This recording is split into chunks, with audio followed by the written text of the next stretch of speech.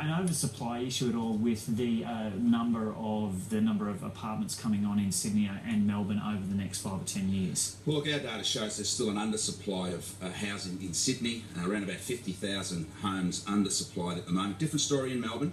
Of course, Melbourne's had that remarkable CBD building boom.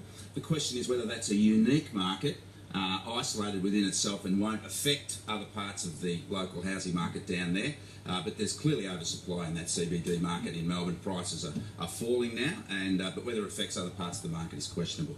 And so looking ahead then over the next 3 or 4 years, what do you see happening with housing prices in Australia, and particularly with this discussion that we've had about negative gearing? Absolutely, yeah. And the differing perspectives on that? Well, look, I think that's the elephant in the room. If we move away from monetary policy and fiscal policy, if we get a change to the tax mix for property, I think that will have an impact. Unlike many others, I actually think it'll push prices up, particularly in the short term, given that sunset clause, which I think will be a magnet to investors, particularly in the Sydney market.